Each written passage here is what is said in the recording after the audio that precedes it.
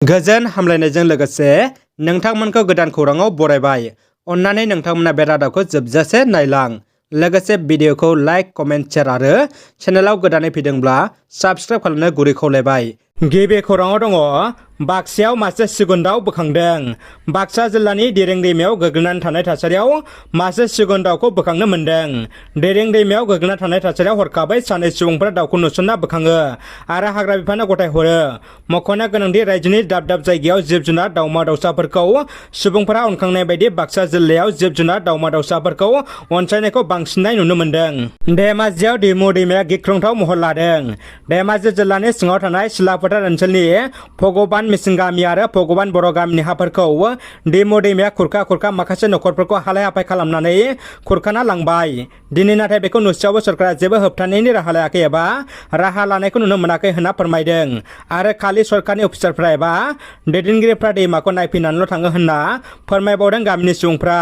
बेनिखायनो गामिनि सुबुंफ्रानो ज' ओंखारलायनानै गाव गावनि खामानिफोरखौ दोनथ'लायनानै गाव गावनो औवा दानना लाबोलायनानै औवानि खारख'फायेन बानायनानै दैमा खुरखानायनिफ्राय एसेबाबो रेहाय मोननो नाजादों। रामफलबिल दख'रा दुलाराय बर' फरायसा आफादनि बानजायनायाव दख'रानि आफादगिरि बिनय मुसाहारिनि सामलायनायाव आदब आरो गुनगोनां सोलोंथाइनि मावथांखिखौ नोजोर होनानै सेरफांगुरि गोजौ फरायसालियाव गोलोम बोथोरनि बेसेन नाङै फोरोंथाइ मावबादा बेखेवजेननाय हाबाफारियाव बाहागो लानानै क'क्राझार जिल्ला एबसुनि गाहाय नेहाथारि खाम्फा बसुमतारिया एबसुनि मावथांखिनि सायाव गुवारै बिबुंथि लाखियो आरो बिथांजों लोगोसे बे हाबाफारियाव क'क्राझार जिल्ला एबसुनि थुनलाइ नेहाथारि हेमन्त बसुमतारि आरो गेलेमु नेहाथारि महिम बसुमतारि बिथांमोना बाहागो लादोंमोन। लोगोसे दख'रानि बोसोनगिरिफोर, फोरोंगिरिफोर आरो दख'रानि गाहाय नेहाथारि बिजित ब्रह्मजों लोगोसे बिबानगिरिफ्रा बाहागो लादोंमोन। गसाइगावआव सिखावनि उदखार, सिखावनि गाग्लोबनायाव जखम सासे बर' आइजोआ। गोबौ हाथियारजों गाग्लोबनानै लुथिनो नाजादोंमोन सिखावनि दोलोआ। गसाइगावनि थागिबि अनिमा बसुमतारिखौ गाग्लोबनानै धोन लुथिनो नाजादोंमोन सिखावनि दोलोआ। धोन लुथिनो नाजादोंमोनब्लाबो सिखावआ जेबो लांनो हायासै। नाथाय अनिमा बसुमतारि आखाइ फारसे सिफायनानै लानो गोनां जायो। एबसुनि मोनसे समनि सोलोंथाइ नेहाथारि कास्टम बसुमतारिया एजिपि राजखान्थि दोलोआव हाबबाय।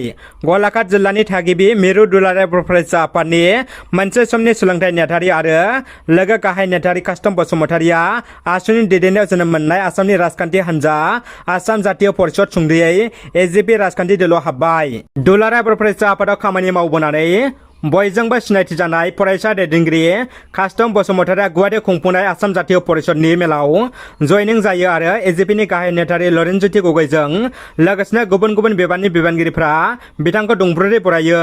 लोगोसे बिथांनो दोलोनि मावफुं आफादगिरि मासि गथायो। मख'नो गोनांदि मिरु दुलाराय बर' फरायसा आफादनि बिबानाव थानाय समाव सोलोंथाइ नेहाथारि महरै बिबान रुजुना सुंद' समनि गेजेरावनो कास्टम बसुमतारिया बयजोंबो मिथिजानायखौ नुनो मोन्दोंमोन। दानिया फैदो जोबथा खौराङाव। फालांगियारि गेस सिलिन्डारनि बेसेनखौ एसे बाङाइ खालामबाय।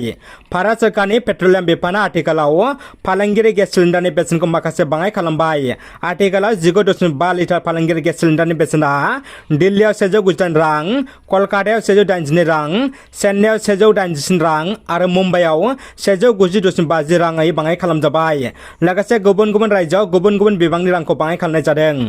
अदेबानि नखरारि एबा डमेस्टिक गेस सिलिन्डारनि बेसेनखौ बाङाइ एबा बांहोनाय जायालासे आगोलनि बायदिनो दोनफिननाय जादों। रादाबा एसेनोसै लोगोफोर। रादाबखौ जोबजासिम नायनायनि थाखाय नोंथांमोननिसिम गोजोननाय आरो साबायखर बावबाय। गोजोन्थों।